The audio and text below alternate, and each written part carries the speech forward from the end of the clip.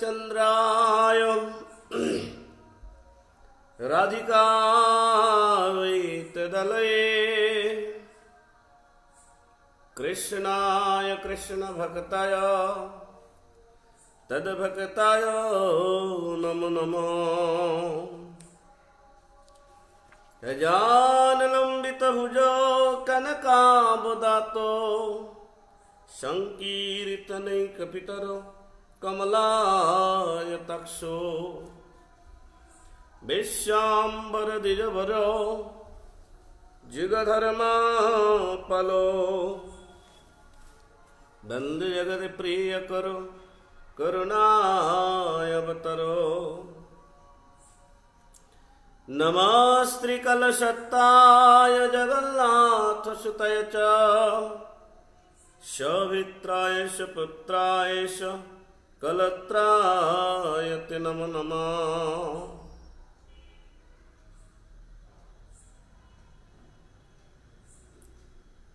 भक्ताभिनयपराधलक्ष्ये क्षिप्त्वा कामादितरङ्गमध्ये कृपामयी तम शरणं प्रपन्ना वृन्दे नमस्ते श्रीचरणारविन्दम्।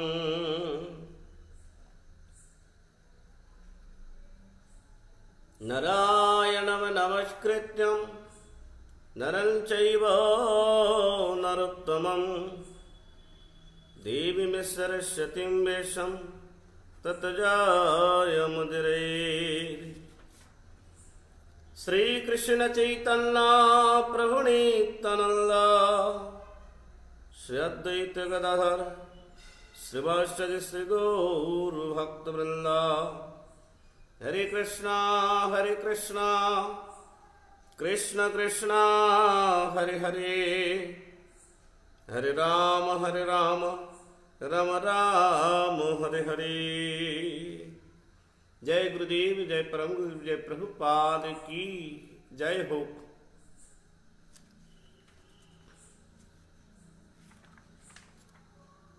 श्री श्री चैतन्य भागवत अंतखंड नवम अध्याय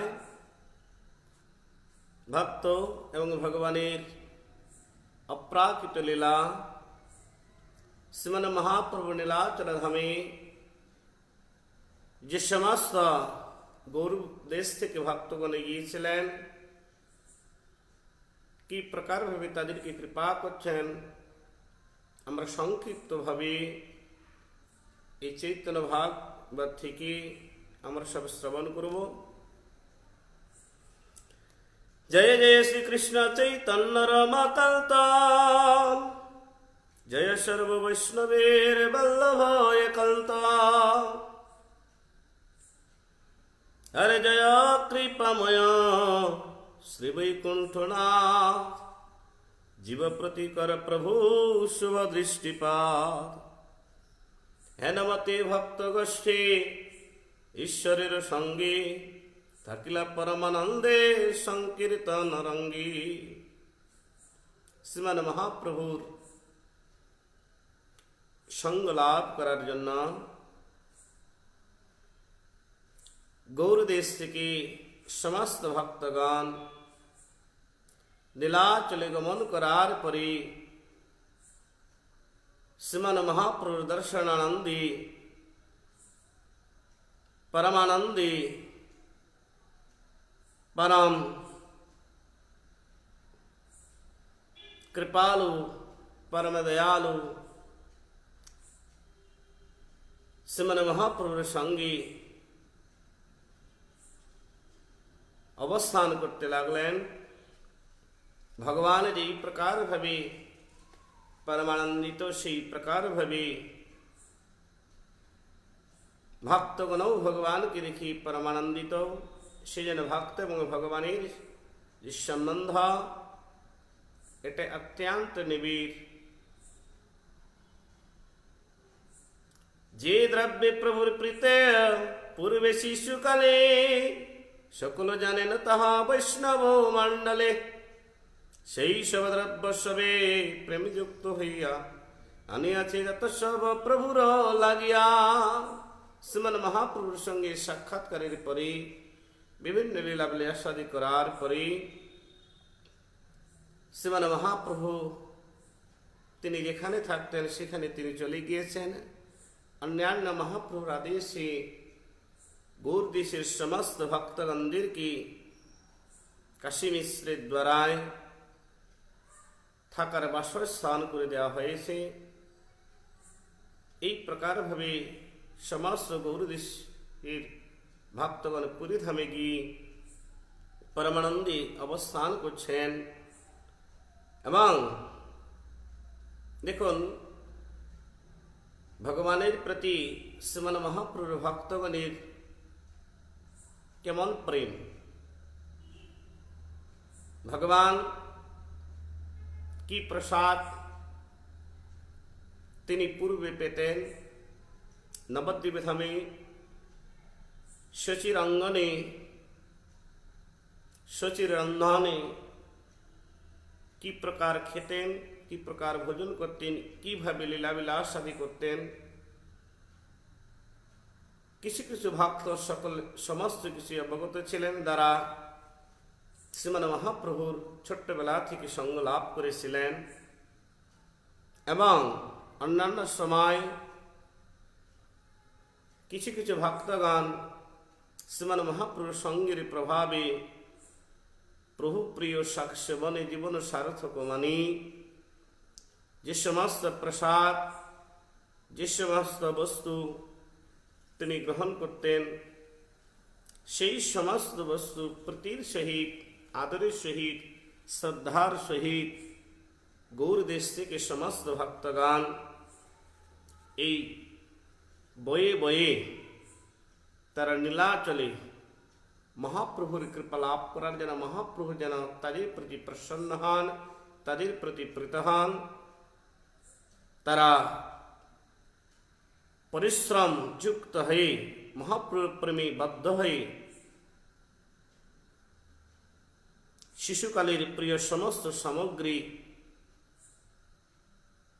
মহাপ্রভুর সেবার জন্য তারা নিয়ে গিয়েছিলেন। সেই সবদ্রব্য প্রীতি করিয়া রন্ধন ঈশ্বরের আসিয়া করেন নিমন্ত্রণ। আর প্রত্যেক দিন সেই শ্রীমান মহাপ্রভুর অত্যন্ত প্রিয় প্রিয় বস্তু গান্ধী ভক্ত নিয়ে গিয়েছিলেন গৌরদেশ থেকে বয়ে। এক এক দিনে এক এক জন ভক্ত এক এক সময়ে শ্রীমান মহাপ্রভু কি প্রসাদ ভোজনের জন্য নিমন্ত্রণ করতেন এবং মহাপ্রভু প্রীতির সহিত স্নেহের সহিত তিনি সেই তার অত্যন্ত প্রিয় ভক্তদেরকে কৃপা করার জন্য তিনিও সেই নিমন্ত্রণ গ্রহণ করতেন এবং প্রসাদ পেয়ে তিনি অত্যন্ত প্রীত হতেন। যেই দিনে যে ভক্ত গৃহ হয় নিমন্ত্রণ, তাহাই পরম প্রীতি করেন ভোজন। আর শ্রীলক্ষ্মীর অংশ যত বৈষ্ণব গৃহিণী কি বিচিত্র রন্ধন করেন নাহি জানি। ভক্ত প্রদত্ত দ্রব্য শ্রীমান মহাপ্রভু তিনি অনায়াসে তিনি গ্রহণ করতেন পরম প্রীতির সহিত, পরম আনন্দের সহিত। যে সমস্ত শ্রীমান মহাপ্রভুর ভক্তগণ এবং শ্রীমান মহাপ্রভুর ভক্তগণের গৃহিণীগণ পুরীধামে গিয়েছিলেন শ্রীমান মহাপ্রভু সেবার উপলক্ষে, মহাপ্রভুর দর্শনের উপলক্ষে, সেই সমস্ত বৈষ্ণব গৃহিণীগণ সকলেই ছিলেন লক্ষ্মী দেবীর অংশধূতা। সেজন্য লক্ষ্মী দেবীর অংশধূতা বলে সমস্ত বৈষ্ণব গৃহিণীগণ নারায়ণ কি প্রকার ভাবে কি বস্তু ভোজন করতে তিনি পছন্দ করেন এবং কি ভোজন করলে তিনি প্রীত হবেন, কি ভোজন করালে তাকে প্রীত মানে সন্তুষ্ট বিধান করা যাবে, সেই প্রকার ভাবে অত্যন্ত সেই পরম প্রিয় শ্রীমান মহাপ্রভুর পার্শ্বদগণের স্ত্রীগণ, সেই বৈষ্ণবী গৃহিণীগণ তারা রন্ধনের সেবায় পরম তারা নিপুণ ছিলেন। এই প্রকারভাবে প্রত্যেকটা মুহূর্তে বৈষ্ণবগণ এই প্রকারভাবে শ্রীমান মহাপ্রভুর নাম প্রেমে পরিপূর্ণ হয়ে যথার্থভাবে তার দিব্যাতি দিব্যা পরমানন্দে জীবনযাপন করছেন, সেই প্রকারভাবে সেই সমস্ত বৈষ্ণবগণের যে গৃহিণীগণ তারা যথার্থভাবে সেই ভগবত উদ্দেশ্যে তারাও ভগবানকে প্রসন্ন করার জন্য তারাও নিরন্তর ভগবানের গুণকীর্তন নিজের মুখের দ্বারায় তারা সব করতেন। বিভিন্ন প্রকার সেবা কার্য যখন করতেন প্রত্যেকটা মুহূর্তে নিরবধি সবার নয়নে প্রেমধার কৃষ্ণ নামে পরিপূর্ণ বদন সবার পূর্বেশ্বরের প্রীতি ঋষভ ব্যঞ্জনে নবদ্বীপে শ্রী বৈষ্ণবী সবে তাহা জানে প্রেমে যাবে সেই মত করেন রন্ধন প্রভু পরম প্রেমে করেন ভোজন। পূর্বে যে সমস্ত শ্রীমান মহাপ্রভুর ভক্তগণ এবং বৈষ্ণবগণ এবং বৈষ্ণবী গৃহিণীগণ নবদ্বীপ ধামে ছিলেন, শ্রীমান মহাপ্রভুর কিসে প্রিয়, কি বস্তু প্রিয় ছিল, সমস্ত সেই প্রিয় বস্তুগুলোকে নিয়ে গিয়েছিলেন। সেই প্রকার প্রিয় বস্তু পরম প্রেমে রন্ধন করে শ্রীমান মহাপ্রভুকে পুরী ধামে গিয়ে ভোজন করাচ্ছেন। সেই প্রকারভাবে ক্রমান্বয়ে এক এক দিন এক এক বৈষ্ণব গণের নিমন্ত্রণে নিমন্ত্রিত হয়ে শ্রীমান মহাপ্রভু তাদেরকে প্রসন্ন করার জন্য, তাদেরকে কৃপা করার জন্য, নিমন্ত্রণ রক্ষা করার জন্য সবে যেতেন এবং কৃপা করতেন। এই প্রকারভাবে ক্রমান্বয়ে মহাপ্রভুর সেই প্রকারভাবে সেবার নিয়ম করেছিলেন। হঠাৎ করে শ্রীমান অদ্বৈতাচার্য প্রভু একদিন শ্রীমান মহাপ্রভুকে নিমন্ত্রণ করলেন প্রসাদ ভিক্ষা করার জন্য। একদিন শ্রী অদ্বৈত সিংহ মহামতি প্রভুরে বলিলা আজি ভিক্ষা করইতি মুষ্টেক তণ্ডলা প্রভু রান্ধিব আপনে হস্ত মোরে ধন্য হোগে তোমারও ভক্ষণে। একদিন শ্রীমান অদ্বৈত আচার্য প্রভু শ্রীমান মহাপ্রভুর কাছে হাত জোর করে শ্রীমান মহাপ্রভুকে অনুরোধ করে বললেন যে প্রভু, অন্যান্য ভক্তের গৃহে গিয়ে আপনি তো ভোজন করছেন, কৃপা করে আমার গৃহে আজকে আপনি ভোজন করবেন, অন্য কোথাও না। আর আমি আপনার জন্য এক মুষ্টি চাল মানে তণ্ডল রন্ধন করব, আর সেটা যদি আপনি যদি কৃপা করে যদি ভোজন করেন, তাহলে আমার যে হস্ত দিয়ে আমি রন্ধন করব, সেই রন্ধনটা যেন তোমার ভক্ষণে, আমার এই হস্তটা যেন ধন্য হয়। সেই রন্ধন যদি তুমি ভোজন করো, ভক্ষণ করো, তাহলে আমার এই হাতটা শুদ্ধ হবে। এই প্রকারভাবে শ্রীমান অদ্বৈত আচার্য প্রভু শ্রীমান মহাপ্রভুর কাছে অনুরোধ করে নিমন্ত্রণ করলেন। প্রভু বলে যে জন তোমার অন্ন খায়, কৃষ্ণ ভক্তি কৃষ্ণ সেই পায় সর্বথায়। শ্রীমান মহাপ্রভু সেই অদ্বৈত আচার্য প্রভুর প্রশংসা করে বললেন। শ্রীমান মহাপ্রভু বললেন, হে অদ্বৈত আচার্য, তোমার হস্তে রন্ধনের অন্ন যে একবার খায় তার তো কৃষ্ণ ভক্তি হবেই, এবং শুধু কৃষ্ণ ভক্তি শুধু না, যে ভগবান শ্রীকৃষ্ণকে পর্যন্ত সে লাভ করবে। আচার্য তোমার অন্ন আমার জীবন, তুমি খাওয়াইলে হয় কৃষ্ণের ভোজন, তুমি যে নৈবেদ্য কর করিয়া রন্ধন, মাগিয়াও খাইতে আমার তো তিমন। তারপরে শ্রীমান মহাপ্রভু শ্রী অদ্বৈতাচার্য প্রভু কি বললেন, হে আচার্য, তোমার অন্নই, তোমার পাচিত অন্নই হচ্ছে আমার জীবন। কারণ তুমি খাওয়াইলেই আমার খাওয়া হয়, আর তুমি না খাওয়াইলে আমার খাওয়া হয় না।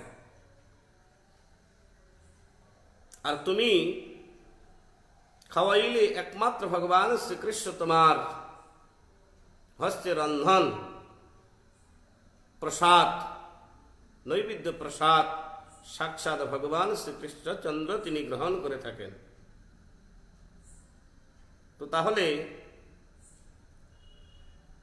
তুমি যে নৈবেদ্য করো, রন্ধন করো, তুমি যে নৈবেদ্য রন্ধন করো, শ্রীমান মহাপ্রভু এটাই বললেন, তুমি না দিলেও আমার সব সময় মনে ইচ্ছা হয় যে আমি তোমার কাছে আমি চেয়ে খাই। এই প্রকার ভাবে শ্রীমান অদ্বৈতাচার্য প্রভুর নিমন্ত্রণের প্রার্থনাতে যে প্রকার অদ্বৈতাচার্য প্রভু মহাপ্রভুর কাছে প্রার্থনা করেছেন, বলেছেন যে আমার হাতটা শুদ্ধ হোক, আমার হাত দিয়ে রান্না করবো, প্রভু আপনাকে ভোজন করবো, আপনি যদি ভোজন করো তাহলে আমার হাতের সার্থকতা হয়। সেই প্রকার ভাবে মহাপ্রভু তিনি শ্রীমান অদ্বৈতাচার্য প্রভুকে বললেন, তোমার ভজনে ভগবান শ্রীকৃষ্ণ প্রসন্ন হন, তোমার রন্ধনে ভোগ নিবেদনে ভগবান শ্রীকৃষ্ণ প্রসাদ রূপে সেটা গ্রহণ করেন এবং তোমার অন্ন আমার জীবন সদৃশ, জীবন স্বরূপ, চেয়েও খেতে আমার ইচ্ছা হয়। এই প্রকার ভেবে শ্রীমান মহাপ্রভু জানালেন। শুনিয়া প্রভুর ভক্ত বৎসলতা বাণী, কি আনন্দ অদ্বৈতে ভাষণ নাহি জানে। এই প্রকার ভাবে শ্রীমান অদ্বৈতাচার্য প্রভুর প্রতি ভক্ত বাৎসল্যতা ভগবান শ্রী চৈতন্য মহাপ্রভু তিনি প্রদর্শন করলেন। আর সেই ভক্ত বাৎসল্যতা দর্শন করি পরমানন্দের সহিত অদ্বৈতাচার্য প্রভু তিনি অত্যন্ত দিব্যাতি দিব্য আনন্দ তিনি নিমগ্ন হলেন। পরম সন্তোষিত বিবাসায় আইলা, প্রভুর ভিক্ষার সহ্য করিতে লাগিলা। লক্ষ্মী অংশে জন্মায় অদ্বৈতের প্রতিব্রতা, লাগিলা করিতে কার্য হই হর্ষিতা। এই প্রকার ভাবে মহাপ্রভু আসবেন। পরম আনন্দিত হয়ে শ্রীমান অদ্বৈতাচার্য প্রভু তিনি গৃহে ফিরে আসলেন সন্তুষ্ট চিত্তে, এবং শ্রীমান মহাপ্রভু এসে ভোজন করবেন। সেই জন্য সমস্ত তিনি প্রভুর ভিক্ষার জন্য রন্ধন কার্য তিনি সুন্দরভাবে সব প্রস্তুতি নিলেন। এবং সেই শ্রীমান অদ্বৈতাচার্য প্রভুর স্ত্রী অত্যন্ত তিনি প্রতিব্রতা ছিলেন, তিনি লক্ষ্মীদের অংশোদ্ভূতা ছিলেন। তিনি পরমানন্দের সহিত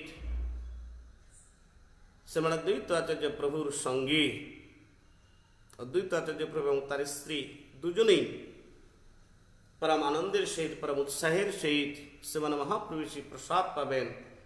সেই জন্য তারা বিভিন্ন প্রকার অন্ন ব্যঞ্জনাদি শ্রীমান মহাপ্রভুর প্রিয় যে সমস্ত বস্তু, সেই সমস্ত বস্তু গৌর দেশ থেকে যে নিয়ে গিয়েছিলেন, সেই সমস্ত বস্তু রন্ধন করতে লাগলেন। প্রভুর প্রীতির দ্রব্য গৌর দেশ হইতে যত আনেছেন সব লাগিলেন দিতে। রন্ধনে বসিলা শ্রী অদ্বৈত মহাশয়, চৈতন্য চন্দ্রের করে হৃদয়ে বিজয়। পতিব্রতা ব্যঞ্জনের পরিপাটি করে, যতিক প্রকার করে যেন চিত্তে স্ফুরে। স্বামী স্ত্রী মিলে দুজনেই যত্নের সহিত একজন সবজি করছেন, একজন রন্ধন করছেন। অদ্বৈতাচার্য প্রভু রন্ধন করছেন, আর অদ্বৈতাচার্য প্রভুর পত্নী তিনি কোনটা কিভাবে কোন ব্যঞ্জন কি দিলে সুন্দর করে সব সবজিটা ভালো হবে, সুন্দর হবে, সেই প্রকার সমস্ত পরিপাটি তিনি জানতেন। সেই প্রকার ভাবে তিনি তৈরি করে দিচ্ছেন। আর অদ্বৈতাচার্য প্রভু পরমানন্দের সহিত তিনি রন্ধন করছেন।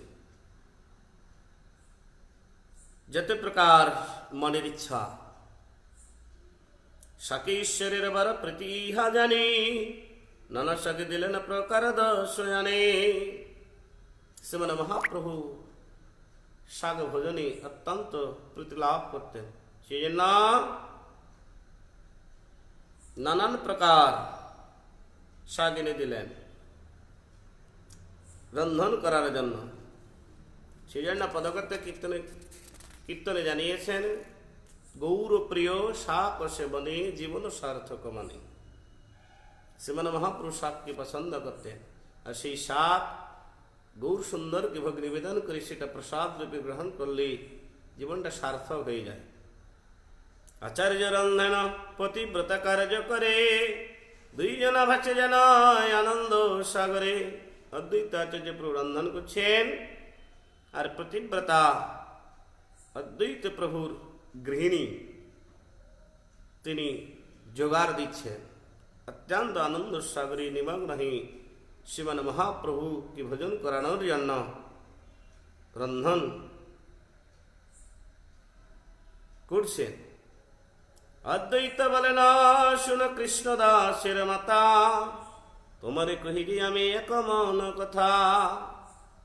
যত কিছুই মোরা করিল সম্ভার, কোনরূপে প্রভু সব করেন স্বীকার। যদি আসিবেন সন্ন্যাসীর গোষ্ঠী লইয়া, কি না খাইব তবে জানিয়া আমি ইহা। কিছু না খাইব তবে জানিয়া আমি ইহা। অপেক্ষিত যত যত মহন্ত সন্ন্যাসী, সবই প্রভুর সঙ্গে ভিক্ষা করেন আসি। সবই প্রভুরে করেন পরময় অপেক্ষা, প্রভু সঙ্গে সবাই আছি প্রীতি করেন ভিক্ষা। শ্রীমান অদ্বৈত আচার্য প্রভু তার স্ত্রীকে বললেন, শোনো কৃষ্ণদাসের মাতা, আমরা যত সমস্ত আজকে রন্ধন করলাম, সেই সমস্ত প্রত্যেকটা বস্তুই যেন সব শ্রীমান মহাপ্রভু তিনি ভোজন করেন, কোন রূপে যেন একটাও যেন সব বাদ না যায়। কিন্তু শ্রীমান মহাপ্রভু কি নিমন্ত্রণ করলে, শ্রীমান মহাপ্রভুর সঙ্গে আরো অনেক সন্ন্যাসী আছেন। মহাপ্রভু যেখানে নিমন্ত্রণ খেতে যেতেন, সমস্ত সন্ন্যাসীগণ মহাপ্রভু নিয়ে যাবেন, সেই অপেক্ষায় তারা বসে থাকতেন। তো শ্রীমান মহাপ্রভু সেই সমস্ত সন্ন্যাসীগণদেরকে যদি নিয়ে আসেন এখানে, তাহলে তো মহাপ্রভু এই আমরা যত সমস্ত আদরের সহিত প্রীতির সহিত যে রন্ধন করেছি, সেই সমস্ত অন্ন ব্যঞ্জনাদি ভক্ষণ করবেন না। এটাই মনের কথা তোমাকে আমি বললাম। কি করে মহাপ্রভুকে সমস্ত বস্তু ভজন করানো যায়, এই প্রকার ভাবে শ্রীমান অদ্বৈতাচার্য প্রভু তার স্ত্রীকে সব বললেন, এবং মনে মনে তিনি চিন্তা করতে লাগলেন যে প্রভু যেন একাই আসে, কাউকে যেন নিয়ে না আসে। এটাই হচ্ছে শ্রীমান অদ্বৈতাচার্য প্রভুর ইচ্ছা। অদ্বৈতাচার্য প্রভু চিন্তা সন্ন্যাসী গোষ্ঠী সে প্রভুর আগমনে, যে সন্ন্যাসী গোষ্ঠী নিয়ে যদি শ্রীমান মহাপ্রভু আসেন, তাহলে ভিক্ষা করতে তিনি সংকোচ করবেন, এত সমস্ত বস্তু তিনি প্রসাদ রূপে গ্রহণ করবেন না। যদি একাই আসেন তাহলে সমস্ত বস্তুই আমরা সব মহাপ্রভুকে ভোজন করাতে পারব। অদ্বৈত চিন্তন মনে হেন পাক হয়, একেশ্বর প্রভু আসি করে না বিজয়। তবে আমি আসাবে পারি খাওয়াইতে, এ কামনা মোর সিদ্ধ হয় কোন মতে। এই মতে চিন্তে অদ্বৈত আচার্য রন্ধন করে না মনে ভাবি সেই কার্য। শ্রীমান অদ্বৈত আচার্য প্রভু মনে মনে চিন্তা করছেন, প্রভু যদি একাই আসে তাহলে সমস্ত বস্তু রন্ধন যে করছি সেই সমস্ত বস্তু আমি ভোজন করাতে পারব। একাকী আসে। আর দলবদ্ধ হয়ে যদি মহাপ্রভু যদি আসেন অন্যান্য সন্ন্যাসীদেরকে নিয়ে, তাহলে ভোজন করাতে পারবো না, সংকোচ করবেন, সংকুচিত হবেন। সেজন্য নিরন্তর শ্রীমান অদ্বৈতাচার্য প্রভু মহাপ্রভু যেন একাই আসে সেই প্রকার ভাবে চিন্তা করছেন এবং রন্ধন কার্য করছেন। আর এদিকে সর্বান্তর্যামী ভক্তাদিনে ভগবান শ্রী চৈতন্য মহাপ্রভু ভক্তির সংকল্প, ভক্তির ইচ্ছা সর্বা কিছু জানতা শ্রীমান মহাপ্রভু সবই জেনে গেছেন। ভক্তির কথা কখনো ভগবান লঙ্ঘন করে না, ভক্তির প্রার্থনা ভগবান কখনো লঙ্ঘন করেন না। সেই জন্য শ্রীমান অদ্বৈত আচার্য প্রভুকে কৃপা করার জন্য শ্রীমান মহাপ্রভু কি করলেন?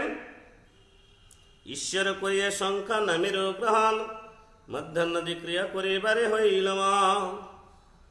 যে সব সন্ন্যাসী প্রভু সঙ্গে ভিক্ষা করে তারা সব চলিল মধ্যাহ্ন করিবারে। হেনকালে মহাঝড় বৃষ্টি আচম্বিতি আরম্ভিল দেবরাস অদ্বৈতে রহিতে। শিলাবৃষ্টি চতুর্দিকে বাজে ঝনঝনা অসম্ভব বাতাস বৃষ্টির নাহি সীমা। সর্বাধিক অন্ধকার হইল ধুলায় বাসায় যাইতে কেহ পথ নাহি পায়। হেন ঝড় বয়ে কেহ স্থির হইতে না রে, কেহ নাহি জানি কোথা লইয়া যায় করে। সবই যথাশ্রী অদ্বৈত করেন রন্ধন তথা মাত্র হয় অল্প ঝড় বরিশন। যত সন্ন্যাসী ভিক্ষা করে প্রভু সংহতি নাই কই উদ্দেশ্য কারকে বাগে লোকতি। যথাশ্রী অদ্বৈত সিংহ করিয়া রন্ধন উপোস করি থইলেন শ্রী অন্ন ব্যঞ্জন। ঘৃত দশার নবনিপিষ্ট নানাবিধ শর্করা সন্দেশ কদলা। আর এদিকে শ্রীমান মহাপ্রভু তার সংখ্যা কীর্তন পুরাণ করে তিনি মধ্যাহ্ন ক্রিয়াদি করিবার ইচ্ছা প্রকাশ করলেন। যে সমস্ত শ্রীমান মহাপ্রভুর সঙ্গী সন্ন্যাসীগণ ভিক্ষাতে যেতেন মহাপ্রভুর সঙ্গী, তারাও দেখলেন মহাপ্রভু দুপুর টাইম মহাপ্রভু এখন আন্নিগাদি করবেন, মধ্যাহ্ন ক্রিয়া দিক সমাপ্ত করবেন। সেই জন্য তারাও কি মধ্যাহ্ন ক্রিয়া আদি সমাপ্ত করার জন্য তারা চলে গেলেন। আর এদিকে হঠাৎ করে সাক্ষাৎ ভগবত কৃপাতে শ্রীমান মহাপ্রভুর ইচ্ছাতে শ্রীমান অদ্বৈতাচার্য প্রভুর যে সংকল্প, শ্রীমান অদ্বৈতাচার্য প্রভুর যে অভিলাষ, সেটাকে পূর্ণ করার জন্য সাক্ষাৎ পরম ব্রহ্ম ভগবান শ্রী চৈতন্য মহাপ্রভু সেই দেবরাজ ইন্দ্রকে তিনি নির্দেশ করেছেন। সেই দেবরাজ ইন্দ্র তিনি মহাঝড় বৃষ্টি তিনি আরম্ভ করলেন। এই প্রকার প্রচুর পরিমাণে শিলাবৃষ্টি চতুর্দিকে হচ্ছে, ঝনঝন করে শব্দ হচ্ছে, এত বাতাস হচ্ছে, সমস্ত দিকে বাতাসে ধুলাতে অন্ধকার আচ্ছন্ন হয়ে গেল দিক বিদিক। যে সমস্ত সন্ন্যাসীগণ তারা মধ্যাহ্ন কৃত্য সমাপ্ত করার জন্য গমন করেছিলেন মহাপ্রভুর কাছ থেকে অন্যত্র, সেই সমস্ত সন্ন্যাসীগণ ঝরে কি কোথায় গিয়েছে না গিয়েছে এবং সময় মতো কেউ তারা আসতে পারলেন না। আর যেখানে শ্রীমান অদ্বৈতাচার্য প্রভু তিনি রন্ধন কার্যে নিযুক্ত ছিলেন মহাপ্রভুকে সেবন করাবেন বলে, সেখানে স্বল্প পরিমাণে ঝড়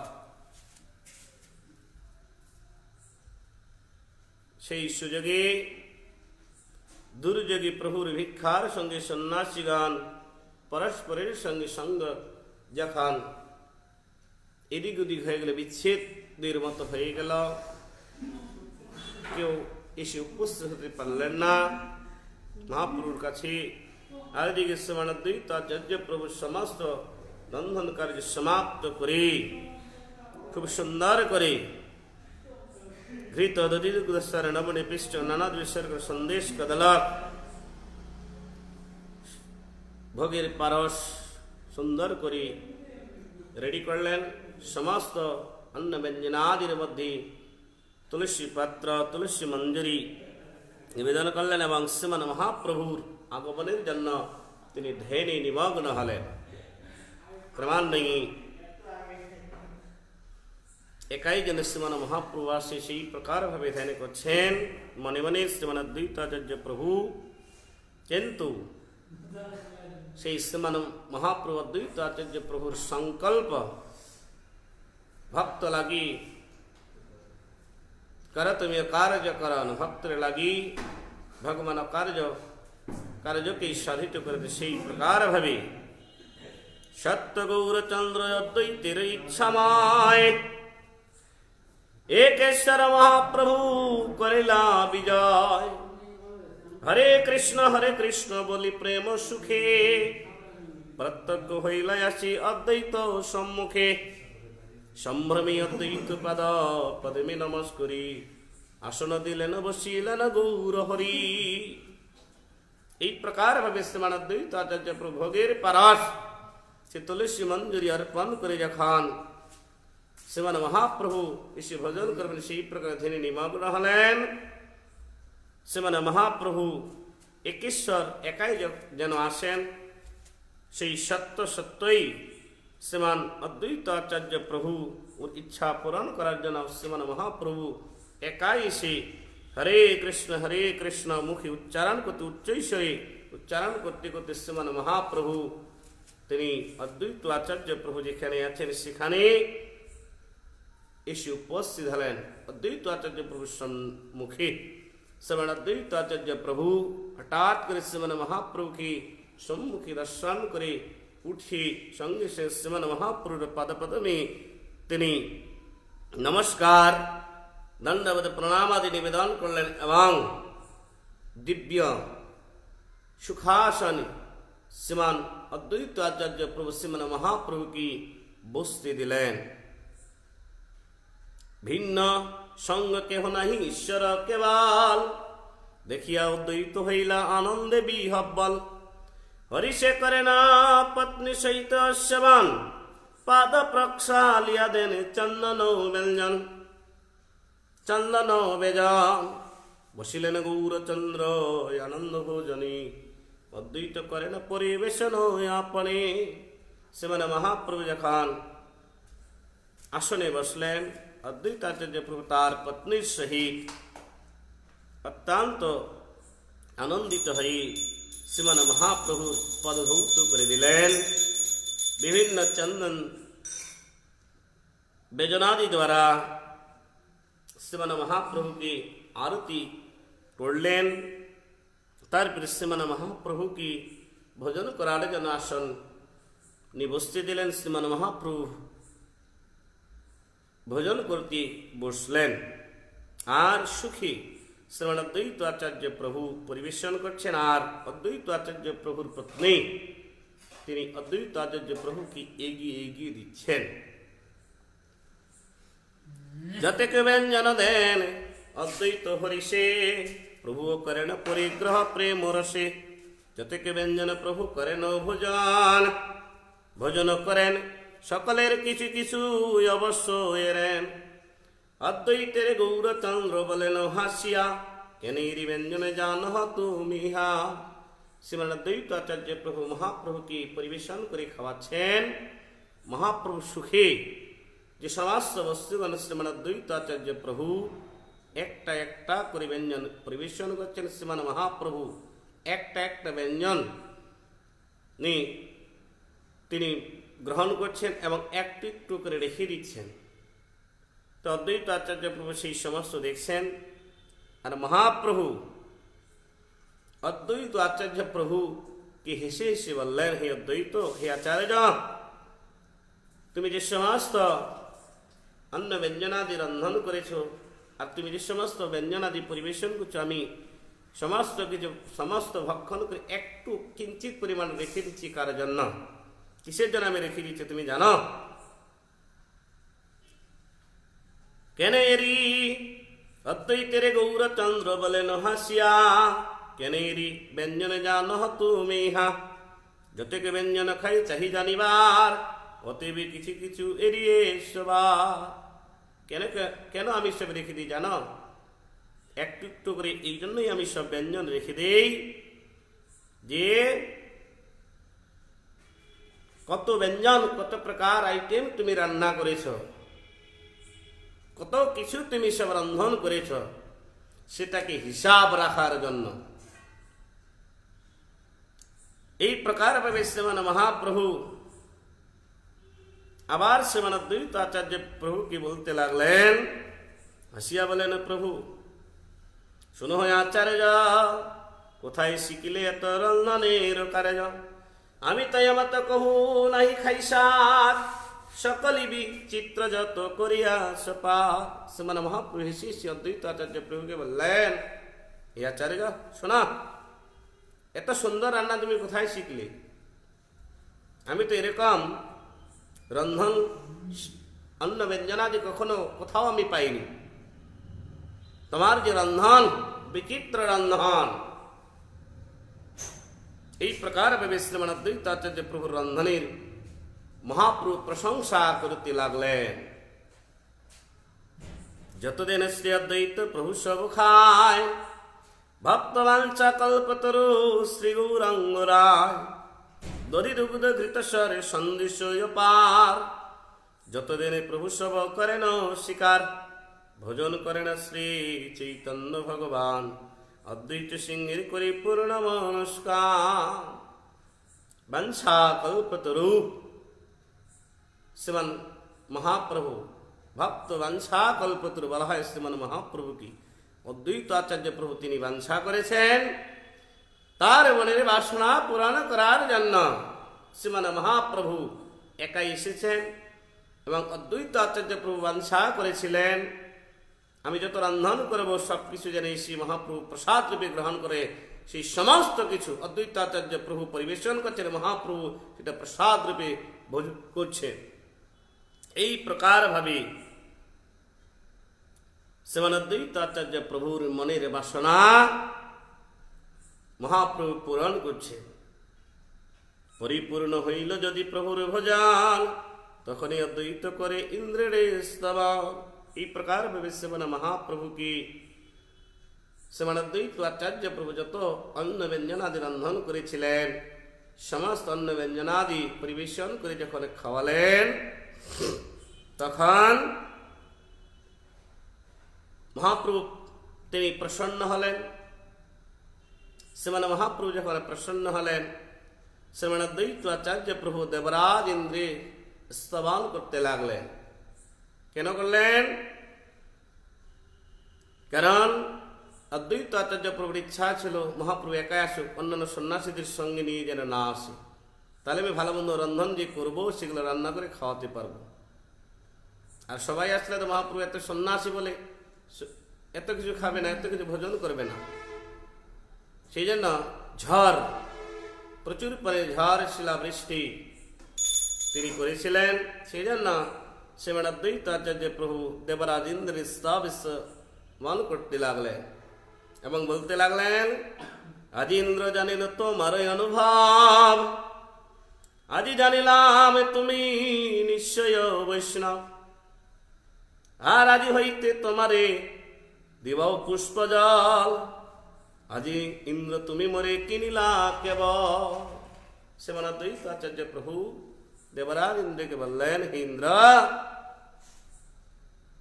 তুমি যে বৈষ্ণব আজকে থেকেই আমি সবে জানলাম, কারণ তুমি কৃষ্ণ সেবার আনুকূল্য করেছ, সেই জন্য তুমি পূজ্য, আজকে থেকে আমি তোমার চরণে ফুল প্রদান করব, আজকে থেকে আমি পুষ্প প্রদান করব তোমার চরণে এবং জল প্রদান করব তোমার চরণে, কারণ আজকে থেকেই তুমি আমাকে কিনে নিলে। কারণ আমার যেটা ইচ্ছা ছিল মহাপ্রভুকে একেশ্বরে ভজন করাবো, তোমার শিলাবৃষ্টিতে সেই সন্ন্যাসীগণ তারা আসতে পারেননি, মহাপ্রভু একাই চলে এসেছেন। এই যে কৃষ্ণ সেবার যে অনুকূল্য তুমি বিধান করেছ, সেই জন্য তোমার কাছে আমি ঋণী। আমাকে তুমি ক্রয় করে নিলে, আমি বিকৃত হয়ে গেলাম, কিন্তু আজকে থেকে আমি তোমার চরণে ফুল এবং জল প্রদান করব। অদ্বৈত বলেন, প্রভু বলে আজি যে ইন্দ্রের বর স্তুতি, কি তুই হা কহ দেখি মোর প্রতি।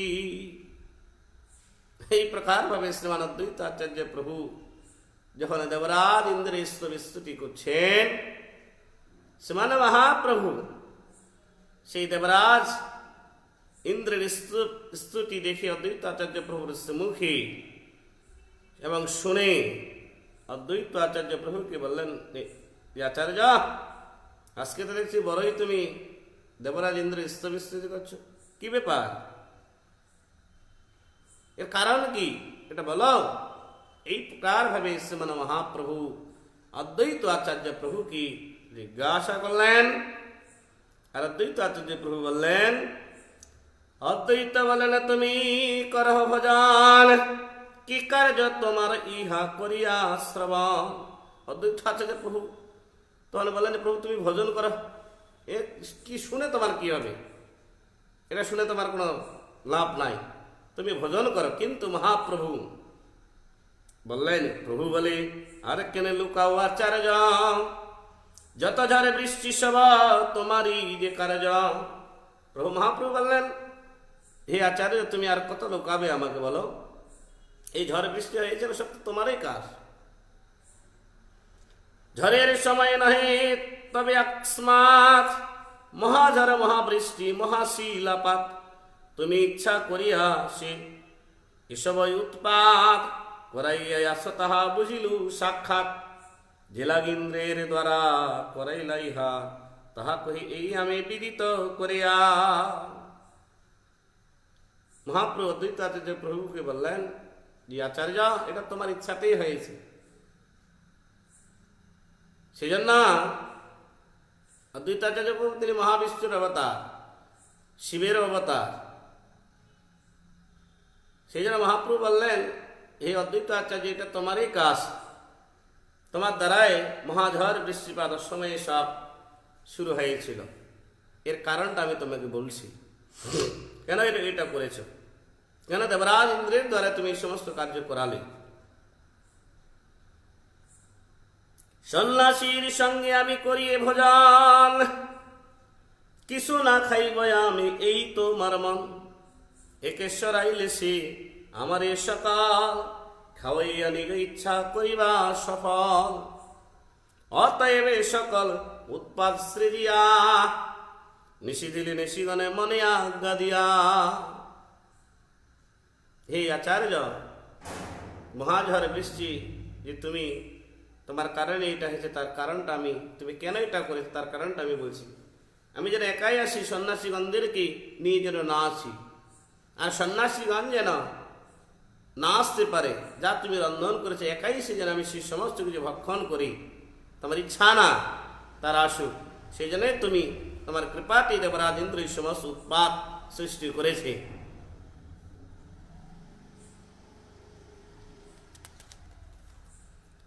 ইন্দ্র আজ্ঞাকারী তোমার কোন শক্তি, ভাগ্যসী ইন্দ্রের যে তোমারে করে ভক্তি। শ্রীমান মহাপ্রভু বললেন, দেবরাজ ইন্দ্র আজ্ঞাকারী, এটা তোমার প্রণাঙ্গ ভাবে শক্তি আছে,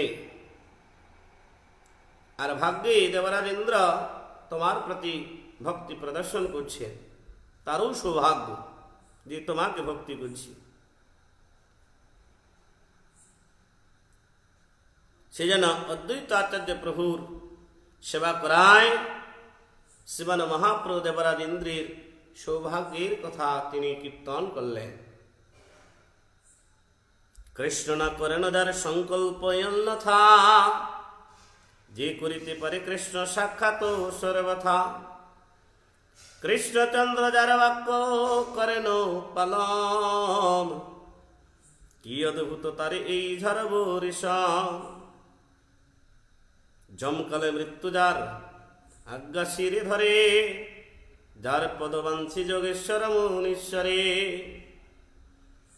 আর যে তোমার স্মরণে সর্ববন্ধ বিমোচন, আর কি বিচিত্র তার এই ঝড় বরিশন। তোমা জানে হেন জন কি আছে সংসারে, তুমি কৃপা করিলে সে ভক্তি ফল ধরে। সে মানে মহাপ্রভু তিনি অদ্বৈত आचार्य के प्रभु की बोलें, भगवान श्री कृष्ण चंद्र जार संकल्प की अन्यथा करें ना। भगवान श्री कृष्ण जार संकल्प अन्यथा करें ना, कारण भगवान श्री कृष्ण তিনি स्वतंत्र, তিনি इच्छा করলেই स्वतंत्र भावे चलते पारेन, किंतु भक्तिर काछे तिनी पराजित, तार संकल्प पर्यंत तिनी परित्याग करे भक्तिर संकल्प तिनी ग्रहण करें। सेजন্য कृष्णचंद्र भगवान जार वाक्य प्रत्येकटा मुहूर्ते पालन करे थाकेन। সে যে এই ঝড় বরিশান করবেন এ সাধারণত ব্যাপার। জম কাল মৃত্যু প্রত্যেকটা মুহূর্তে যার আজ্ঞা শিরে ধারণ করে, যার পদপদ্ম বাঞ্ছা যোগেশ্বর মুনীশ্বর গান করে থাকেন। हे अद्वैत आचार्य, जे तुम्हार स्मरणे समस्त बंधन थेके मुक्त हन, और तुम्हार द्वारा এই ঝড় বরিশান এই তো সাধারণত ব্যাপার, এ তো অদ্ভুতের কোনো ব্যাপার না। তোমা জানে হেন জন কি আছে সংসারে, বসে তোমা কি যে জানে এই সংসারে কে এমন আছে, হেন জন কে আছে। কারণ একমাত্র তুমি যদি কারো কোনো জীবের প্রতি যদি কৃপা বাড়ি বর্ষণ করো, সেই একমাত্র তোমাকে জানতে পারবে, নাহলে কেউ জানতে পারবে না। এবং তুমি যেই জীবকে কৃপা করবে সেই একমাত্র সেই ভগবান শ্রী কৃষ্ণচন্দ্রের চরণে ভক্তি লাভ করতে পারবে, ভক্তি ফল সে ধারণ করতে পারবে। অদ্বৈত বলেন তুমি সেবক বাৎসাল, কায়ে মনোবাক্যে আমি ধরি এই বল, সর্বকাল সিংহ আমি তোর ভক্তি বলে, এই বরে মরে না ছাড়িবা কোন কালে। শ্রীমান অদ্বৈত আচার্য প্রভু তিনি শ্রীমান মহাপ্রভুকে বললেন, প্রভু তুমি সেবক বাৎসাল, তুমি ভক্ত বাৎসাল,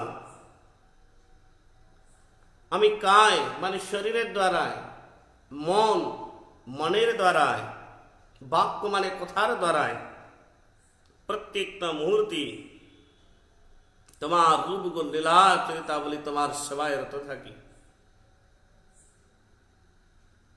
সর্বকাল সিংহের মতো আমি গর্জন করি, একমাত্র তোমার ভক্তি বলের দরুনে তুমি কৃপা করে আমাকে ভক্তি প্রদান করেছ, সে ভক্তি বলের দরুনে। হে প্রভু, এই যে ভক্তি বল তুমি আমাকে প্রদান করেছ, এটা যেন কোনো কালে নষ্ট না হয়। তাহলে দেখুন শ্রীমান অদ্বৈত আচার্য প্রভু পুরী যে বৈষ্ণবী প্রতিষ্ঠা,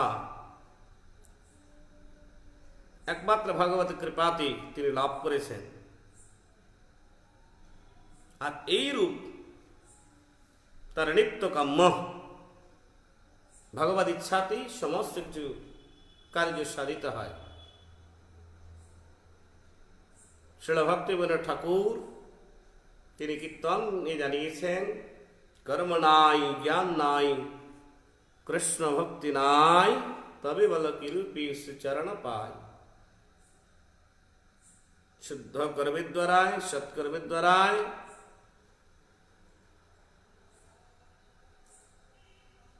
শুদ্ধ জ্ঞানের দ্বারায়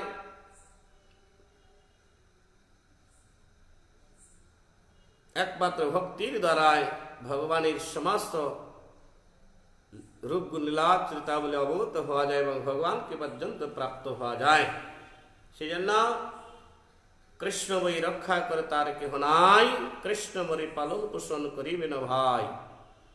এই প্রকার বিচারধারা সমস্ত ভক্তির মধ্যে রাখতে হবে। ভগবত ইচ্ছাতেই সমস্ত কিছু হচ্ছে। সেই জন্য অদ্বৈতাচার্য প্রভু বললেন যে প্রভু আমার যত কিছু সব বল সব কিছু তোমার ভক্তি বলে আমি লাভ করেছি। সেই জন্য কায়ে মনে বাক্যে আমি তোমার চরণ সেবা করেছি, যেন কোনো প্রকার ভাবে এটা যেন নষ্ট না হয়। এই মত দুই প্রভু বাক্য বাক্য রসে ভোজন সম্পূর্ণ হইল আনন্দ বিশ্বাসে। এই প্রকার ভাবে শ্রীমান অদ্বৈতাচার্য প্রভু এবং শ্রীমান মহাপ্রভু বাক্য বাক্যে কথোপকথন মাঝখানে শ্রীমান মহাপ্রভুর ভোজন সমাপ্ত হল আনন্দের সহিত। অদ্বৈতের শ্রীমুখের সকল কথা যার প্রীতি নাই, সে অধম অদ্বৈতে অদৃশ্য নিশ্চয়। শ্রীমান অদ্বৈতাচার্য প্রভু শ্রীমুখের যে আত্মবিশ্বাসী কথা বলছেন, যে সমস্ত ব্যক্তিগণ এটা বিশ্বাস করবেন না এবং এই কথার প্রতি যে সমস্ত ভক্তগণ প্রীত হবে না, প্রীতি লাভ করবেন না, সন্তুষ্ট হবেন না, শ্রীমান অদ্বৈতাচার্য প্রভুর সেই সমস্ত ভক্তগণ কৃপা লাভ করতে পারবেন না। হরি শঙ্করের জনপ্রীত সত্য কথা, হরি এবং শঙ্করের এই সত্য কথা যে প্রীতির সহিত শ্রদ্ধা করে থাকেন, তার একমাত্র অদ্বৈতাচার্য প্রভুর এবং শ্রীমান মহাপ্রভুর কৃপা লাভ করতে পারেন। অবুধ প্রাকৃত জনে না বুঝে সর্বথা, অবুধ ব্যক্তিগণ তার এই সমস্ত অপ্রাকৃত তত্ত্ব কথা বুঝতে পারবেন না। একের অপ্রীতিত হয় দোহার অপ্রীত, হরি হরে জনতে চৈতন্য অদ্বৈত। অদ্বৈত আচার্য প্রভুর কথাতে কারো যদি প্রীতি না হয়, মহাপ্রভুর কথাতে কারো যদি প্রীতি হয়, তাহলে কি হবে? ভক্তের কথাতে প্রীত, ভগবানের কথাতে প্রীত নয়, অথবা ভগবানের কথাতে প্রীত অথবা ভক্তের কথাতে প্রীত নয়। ভক্তের কথাতে অপ্রীত হলে, অপ্রসন্ন হলে ভগবান অপ্রসন্ন হন, আর ভগবানের কথাতে অপ্রীত হলে, অপ্রসন্ন হলে ভক্ত অপ্রসন্ন হন। আর হরিহর সাক্ষাৎ চৈতন্য মহাপ্রভু এবং শ্রীমান অদ্বৈতাচার্য প্রভু অভিন্ন স্বরূপ। নিরবধি অদ্বৈতে সব কথা কয়, জগতের ত্রাণ লাগি কৃপালু হৃদয়। অদ্বৈতের বাক্য বুঝিবার শক্তি যার, জানি হয় ঈশ্বর সঙ্গে ভেদ নাহি তার। ঈশ্বরের সঙ্গে অদ্বৈতাচার্য প্রভুর কোনো ভেদ নাই। ভক্তি করি যিশু নই এসব আখ্যান, কৃষ্ণ ভক্তি হয় তার সর্বত্র কল্যাণ। ভক্তি শ্রদ্ধার সহিত যে সমস্ত ভক্তগণ ভক্ত এবং ভগবানের কথা শ্রবণ করেন, ভক্তি শ্রদ্ধাযুক্ত হয়ে তারাই একমাত্র ভগবান শ্রীকৃষ্ণের চরণে শুদ্ধ ভক্তি লাভ করতে পারেন এবং তাদেরই সর্বত্র কল্যাণ হয়। অদ্বৈত সিংহেরি করি পূর্ণ মনস্কাম, বাসায় চলিল শ্রী চৈতন্য ভগবান। এই মত শ্রীবাসাদি ভক্তগণ ঘরে ভিক্ষা করি সবারে পূর্ণ কাম। এই প্রকার ভাবে শ্রীমন অদ্বৈত আচার্য প্রভুর ঘরে ভিক্ষা করে শ্রীমন অদ্বৈত আচার্য প্রভুর মনের কামনা বাসনা পূরণ করে শ্রীমন মহাপ্রভু নীলাচলে যেইখানে থাকতেন সেইখানে এসে উপস্থিত হলেন। আর এই প্রকার ভাবে ভক্তবংশ পূরণ করে ভগবান শ্রী গৌর সুন্দর প্রত্যেক দিন এক এক দিন এক এক ভক্তের নিমন্ত্রণ গ্রহণ করে ভক্তদেরকে তিনি কৃপা করছেন। আরে সর্বগোষ্ঠী লই নিরবধি সংকীর্তন, নাচায়েন নাচেন আপনে মুখ। আর সেই ভক্ত গোষ্ঠীর সঙ্গে নিয়ে নিজে নাচেন এবং ভক্তদেরকে নাচান। এই প্রকার মহাসংকীর্তনে যজ্ঞ তিনি সুধাম পুরীতে তিনি করেছিলেন। নিরবধি দামোদর পণ্ডিত আইরে দেখিবারে গিয়াছিল, আই দেখি আইলা সত্তরে। দামোদরে দেখি প্রভু আনিয়া নিবৃতে, আইরে বৃত্তান্ত লাগিলেন জিজ্ঞাসিতে। আর আছে সত্য কহাইর কি বিষ্ণু ভক্তি আছে। শ্রীমান মহাপ্রভু দামোদর স্বরূপ দামোদরকে এক সময় শ্রীমান মহাপ্রভু তার মা যে আছে সচিমাতা, সচিমাতাকে আই বলা হয়, সচিমাতার কাছে প্রেরণ করেছিলেন স্বরূপ দামোদরকে। হঠাৎ করে সেই স্বরূপ দামোদর এসে উপস্থিত হলেন শ্রীমান মহাপ্রভুর কাছে। শ্রীমান মহাপ্রভু নিভৃতে সেই স্বরূপ দামোদরকে নিয়ে গিয়ে শ্রীমান আমার মায়ের কি বিষ্ণু ভক্তি আছে? এই প্রকার ভাবে স্বরূপ দামোদরকে মহাপ্রভু প্রশ্ন করলেন। আর সেই নিরপেক্ষ দামোদর উত্তর দিলেন, পরম তপস্বী নিরপেক্ষ দামোদর শুনি করিতে লাগিলেন করিতে উত্তর। পরম তপস্বী সেই দামোদর তিনি ক্রোধান্বিত হয়ে শ্রীমান মহাপ্রভুকে উত্তর দিতে লাগলেন। কি বলিলা গোসাই, আইরি ভক্তি আছে, ইহাও জিজ্ঞাসা প্রভু তুমি কোন কাজে। কি বলিলা গোসাই, সচিমাতার ভক্তি আছে, আইর ভক্তি আছে, তুমি এটাও জিজ্ঞাসা করলে প্রভু? কিসের জন্য তুমি এটা জিজ্ঞাসা করলে? কোন কাজের জন্য? আইর প্রসাদে সে তোমার বিষ্ণু ভক্তি, যত কিছু তোমার সকল তার শক্তি। আইর প্রসাদে তোমার বিষ্ণু ভক্তি আছে, বিষ্ণু ভক্তি লাভ হয়েছে। আর যত কিছু তোমার সকলেই সেই আয়ের শক্তির প্রভাবে তোমার লাভ হয়েছে। এই প্রকারে মহাপ্রভুকে নিরপেক্ষ দামোদর তিনি বলতে লাগলেন মহাপ্রভুর প্রশ্নের উত্তরে, যত তোমার বিষ্ণু ভক্তির উদয়। সেই স্বরূপ দামোদর তিনি বললেন, যত কিছু তোমার বিষ্ণু ভক্তির উদয়, ভগবানের চরে ভক্তির উদয় হয়েছে, এই সচিমাতার প্রসাদেই এটা তুমি জানবে। অশ্রুকম্ব সেদমূর্ছা পুলঘুঙ্কার, যত আসে বিষ্ণু ভক্তির বিকার।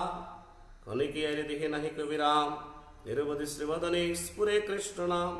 অশ্রুকম্প সে পুলঘুমূর্ছা হই হুঙ্কার, যত তোমার বিষ্ণু ভক্তির বিকার আছে হে প্রভু, একমাত্র নিরবধি যার মুখে হরিনাম সংকীর্তন স্ফুরিত হচ্ছে, যার কোন প্রকার ভাবে কোন সময় একটু সময় বিশ্রাম নেই, সবসময় মুখে হরিনাম অনুক্ষণ কীর্তন করছেন,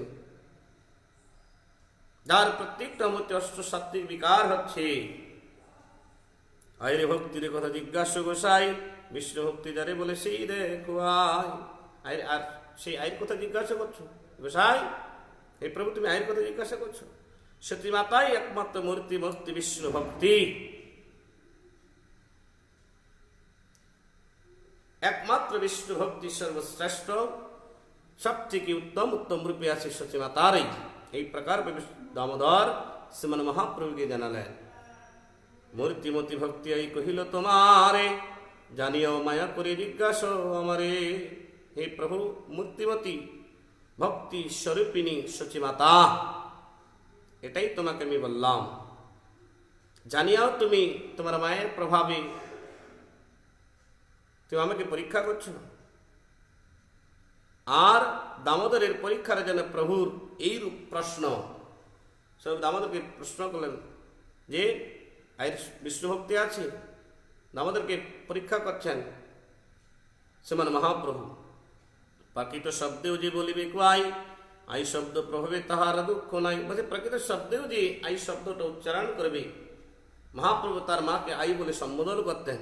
বলছে প্রকৃত শব্দেও যে বলিবে কাই, আই বাক্য শব্দ প্রভাবে বলছে তার কখনো দুঃখ থাকতে পারে না।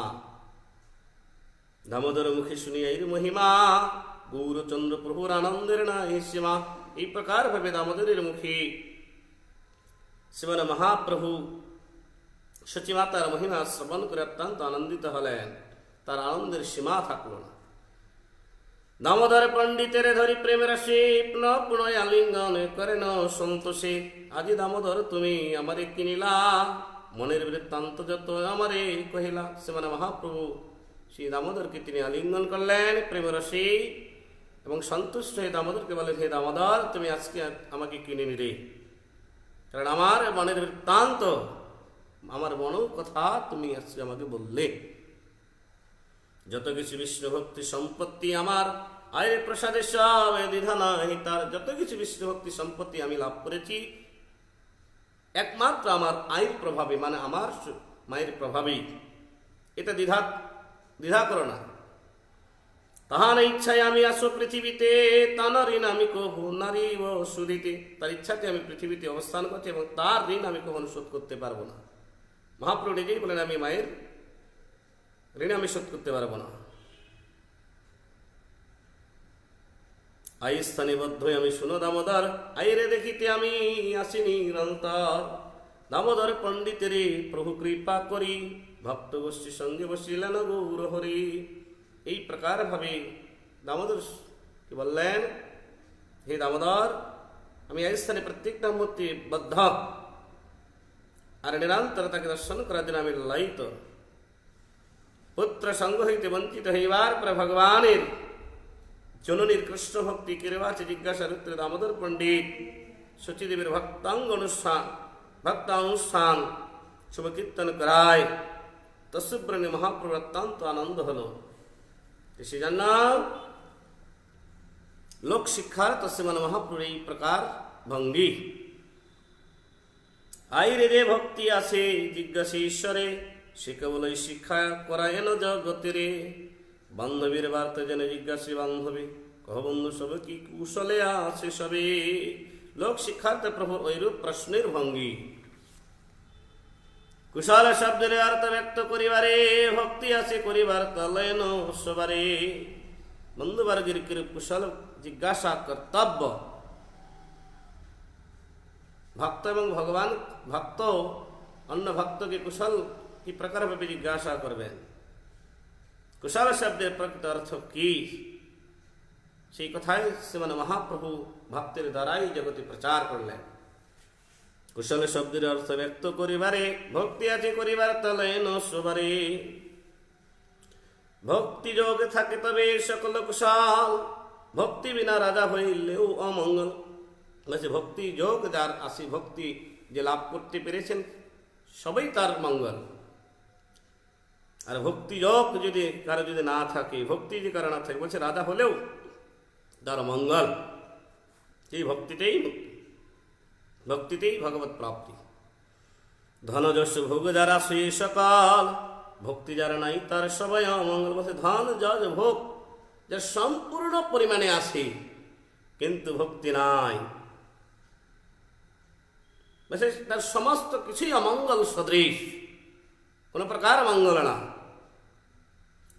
অদ্য খাদ্য নাহি যার দরিদ্রের অন্ত, বিষ্ণু ভক্তি সাকিলে সেই সে ধনবন্ত। বলছে অদ্য খাদ্য নাহি যার, আজকে কি খাবে, যার ঘরে কোনো কিছু নাই, বাহ্যিক জগতে দরিদ্র, কিন্তু বিষ্ণু ভক্তি আছে, ভগবানের চরণে তার ভক্তি আছে, বলছে সেই একমাত্র প্রকৃত ধনী ধনী, সেই একমাত্র যথার্থ ধনী। ভিক্ষা নিমন্ত্রণ চলে প্রভু সভাস্থানে, ব্যক্ত করি ইহা কহিয়াছেন আপনি। ভিক্ষা নিমন্ত্রণ চলে শ্রীমান মহাপ্রভু এই প্রকার ভাবে ভক্তদের কৃপা করার জন্য তিনি নিজেই নিমন্ত্রণকারী ব্যক্তিগণের প্রভুর লক্ষ্যেশ্বর হইবার জন্য আদেশ। ভিক্ষা নিমন্ত্রণে প্রভু বলেন হাসিয়া, চলো তুমি আগে লক্ষ্যেশ্বর হও গিয়া। শ্রীমান মহাপ্রভুকে যে সমস্ত ভক্তগণ নিমন্ত্রণ করতে যেতেন, শ্রীমান মহাপ্রভু সেই সমস্ত ভক্তদেরকে বলতেন যে আগে লক্ষ্যেশ্বর হও, তারপরে আমাকে সব ভিক্ষা দেওয়ার জন্য নিমন্ত্রণ করতে এসো। তথা ভিক্ষায় আমার যে হয় লক্ষ্যেশ্বর, শুনিয়া ব্রাহ্মণ সব চিন্তিত অন্তর। বলছি যে সমস্ত ভক্তগণ লক্ষ্যেশ্বর সেই খানেই আমি সব ভিক্ষা করে থাকি, সেই গৃহেই আমি ভিক্ষা করে থাকি। লক্ষ্যেশ্বর বলতে শ্রীমান মহাপ্রভু এটাই বোঝালেন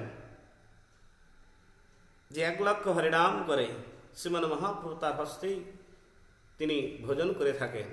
শ্রীমান মহাপ্রভু এটাই বলে, যারা আমাকে নিমন্ত্রণ করতে আসবে 1 লক্ষেশ্বর হতে হবে আগে, তবে আমাকে নিমন্ত্রণ করতে পারবে। আর তুমি যদি লক্ষ্যেশ্বর নিমন্ত্রণ, তবেই আমি তোমার গৃহে আমি সব ভোজন করব। এই প্রকার ভেবে শ্রীমান মহাপ্রভু যখন, তখন ব্রাহ্মণগণ অত্যন্ত চিন্তিত হলেন যে কি কথা বলছি। ব্রাহ্মণ তারা চিন্তিত হয়ে পড়লেন যে লক্ষ্যেশ্বর। বিপ্রগণ স্থিতি করে বলেন, সেই লক্ষ্যের কি দায় সহস্রিক করুণায়। সেই ব্রাহ্মণগণ তখন মহাপ্রভুকে বলছেন যে গোসাই এ কি বললে, লক্ষ্যের কি দায় সহস্রিক কারণে,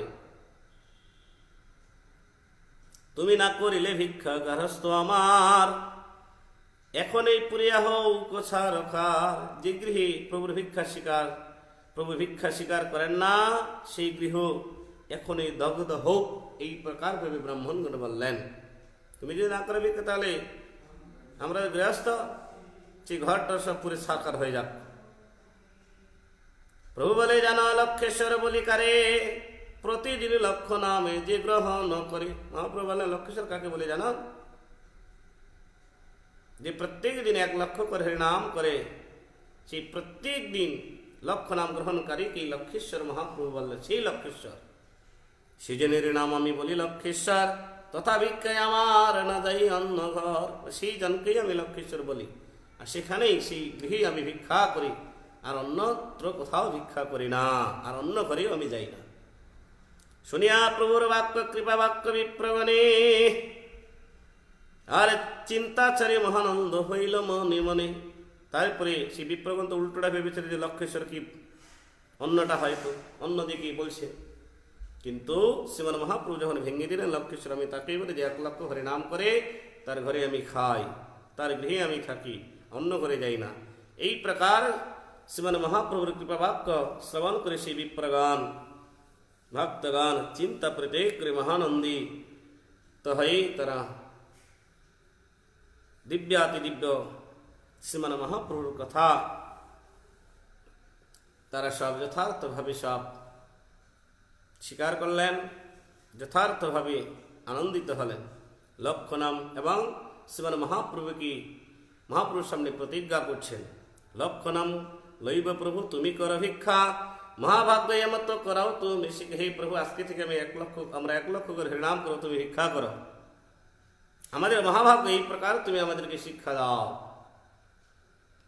এই প্রকার তুমি আমাদেরকে শিক্ষা করাও। আর প্রতিদিন লক্ষ্য নাম সর্বজি জগনে, লয়ন চৈতন্য চন্দ্র ভিক্ষার কারণে, হেনমতি ভক্তি জগল ঈশ্বরে, বৈকুণ্ঠ নায়ক ভক্তি সাগর বিহরে। এই প্রকার ভাবে প্রত্যেক দিন শ্রী ব্রাহ্মণগণ 1 লক্ষ হরিনাম করতেন, মহাপ্রভুকে ভোজন করাবেন বলি। এই প্রকার ভাবে শ্রীমান মহাপ্রভু সমস্ত ভক্তদেরকে ভক্তি যোগ শিক্ষা তিনি প্রদান করছেন। আর সেই ভক্তিযোগ লাভ করে সমস্ত ভক্তগণ শ্রীমান মহাপ্রভুর সেবাতে নিজেকে নিয়োজিত করতে পারছেন। ভক্ত এবং ভগবানের অভিন্ন লীলা। ভগবান সেজন্য শ্রীমান মহাপ্রভুকে লোক শিক্ষক বলা হয়। ভক্তি লোয়াইতে শ্রী চৈতন্য অবতার, ভক্তি বিনা জিজ্ঞাসা না করে প্রভু আর। সেই জন্য ভক্তি প্রকাশ প্রচার করার জন্যই চৈতন্য মহাপ্রভুর অবতীর্ণ। ভক্তি শিক্ষা না কাউকে তিনি আর কোনো কিছু জিজ্ঞাসা করতেন না। প্রভু বলে, যে জনের কৃষ্ণ ভক্তি আছে, কুশল মঙ্গল তার নিত্য থাকে পাশে। শ্রীমান মহাপ্রভু বললেন, যে সমস্ত ব্যক্তিগণের ভগবান শ্রীকৃষ্ণের চরণে ভক্তি আছে, বলছেন সমস্ত কুশল মঙ্গল তার নিত্য পিছনে প্রত্যেকটা মুহূর্তে থাকেন। আর যে সমস্ত ব্যক্তিগণের কৃষ্ণ ভক্তি নেই, সেই সমস্ত ব্যক্তিগণের কুশল মঙ্গল কোনো প্রকার ভাবে থাকতে পারে না। এইটাই মহাপ্রভু জগৎ শিক্ষক রূপে এই জগতে এসে কলিযুগের জীবগণদেরকে কৃপা করে গেলেন। যার মুখে ভক্তির মহত্ব নাহি কথা, তার মুখ গৌরচন্দ্র না দেখে সর্বদা বসে। যার মুখে ভক্তির মহত্ব এবং ভক্তি কথা নেই, শ্রীমান মহাপ্রভু তার মুখ পর্যন্ত দর্শন করেন না। নিজ গুরু শ্রীকেশব ভারতীর স্থানে ভক্তি জ্ঞান দুই জিজ্ঞাসিলা একদিনে। শ্রীমান মহাপ্রভু নিজের গুরুদেবের কাছে তিনি জিজ্ঞাসা করলেন, ভক্তি এবং জ্ঞান দুই কি? এই দুইয়ের মধ্যে কে বড়? শ্রীমান মহাপ্রভু সাক্ষাৎ নিজের সন্ন্যাস গুরু কেশব ভারতীকে জিজ্ঞাসা করেছিলেন যে ভক্তি এবং জ্ঞান এই দুইয়ের মধ্যে কে বড়? প্রভু বলে, জ্ঞান ভক্তি দুই কে বড়, বিচারিয়া গোসাই কহত করি দর। মহাপ্রভু বললেন, হে গোসাই, হে গুরুদেব, জ্ঞান ভক্তি দুইতে কে বড়? বিচার করে আপনি আমাকে তাড়াতাড়ি বলুন। তারপরে ভারতী বিচার করে শ্রীমান মহাপ্রভুর কাছে উত্তর দিচ্ছেন। কতক্ষণে ভারতী বিচার করি মানে হইতে লাগিল গৌর সুন্দরের স্থানে। ভারতী বলেন, মানে বিচারিল তত্ত্ব, সদা হইতে দেখিবর ভক্তির মহত্ব। কেশব ভারতী বললেন, সমস্ত বিচার করে আমি মন্থন করলাম, একমাত্র ভক্তির মহত্বটা হচ্ছে বেশি, ভক্তির মাহাত্ম বেশি। ভক্তি সর্বশ্রেষ্ঠ, জ্ঞান শ্রেষ্ঠ না। প্রভু বলে, জ্ঞান হইতে ভক্তি বড় কেনে, জ্ঞান বড় করিয়া সে কহে নে শ্রী জ্ঞানী। মহাপ্রভু বললেন, জ্ঞান হইতে ভক্তি কি করে বড় হলো? সন্ন্যাসীগণ তো প্রত্যেকটা মতে জ্ঞানকেই বড় করে তুলেন, ভক্তিটা কি করে বড় হলো বলুন? ভারতী বলে, না তারা না বুঝে বিচার, মহাজন পথে সে গমন শোভাকা। বেদশাস্ত্রে মহাজন পথ সে লোয়ায়, তাহা ছাড়িয়া বদেশী অন্য পথে যায়। এসব ভারতী বলল, তারা বিচার বুঝেন না। মহাজন পথে সে গমন শোভাকার, মহাজন পথে তারা গমন করেছে। বেদশাস্ত্রে মহাজন পদ যেটা তাদেরকে লোয়াচ্ছে, সেই প্রকার ভাবে তারা সেই পথ পরিত্যাগ করে অন্য পথে তারা গমন করছেন। বেদশাস্ত্রে যে প্রকার মহাজনগণ নির্দেশ দিয়েছেন, সেই প্রকার ভাবে তারা না করে অন্যটাকে তারা করছেন, অন্য পথে তারা ধাবিত হচ্ছেন। ব্রহ্মা শিবী নারদ প্রহ্লাদ শুকবেশ, সনকারী করি যুধিষ্ঠির পঞ্চদাস। প্রিয়ব্রতা পৃথু ধ্রুব ক্রুর উদ্ধব, মহাজন হেন নাম যত আছে সব।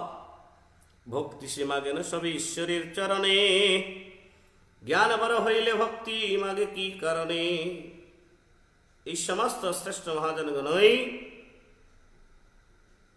ভক্তি তারা ভগবানের চরণে প্রার্থনা করছে।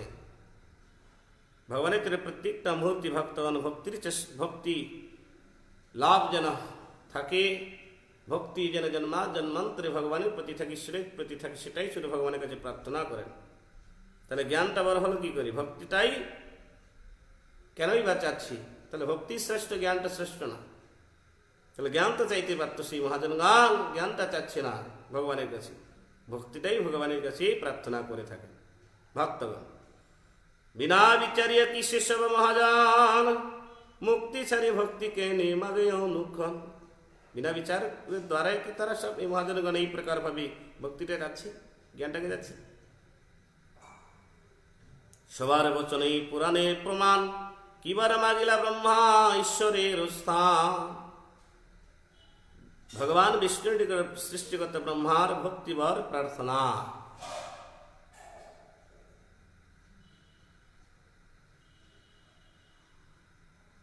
তদস্মি নাথ সবুরি ভাগ ভবিয়ত্র বান্নত্র তুবাতিরস্বাম দিনাহমৈকোপি ভগবতি জননাম ভৃত্য নিশিবিত পাদ পল্লবম। আরে কিবা ব্রহ্ম জন্ম কিবা ভোগ যথা তথা, দাস হই যেন তোমার সেবী ঈশ্বরবতা। সৃষ্টিকর্তা ব্রহ্মা ভগবান শ্রীকৃষ্ণের কাছে প্রার্থনা করলেন, হে প্রভু, কিবা আমার ব্রহ্ম জন্ম, কিবা হোক অন্যত্র কোথাও আমার জন্ম, যেন দাস হই তোমার চরণ যেন আমি সেবা করতে পারি, তোমার চরণে যেন আমার অহিতুকি ভক্তি থাকে, এইটুকুই শুধু প্রার্থনা করি। এই মতো যত মহাজন সম্প্রদায় সবই সকল সারি ভক্তি মাত্র চাই।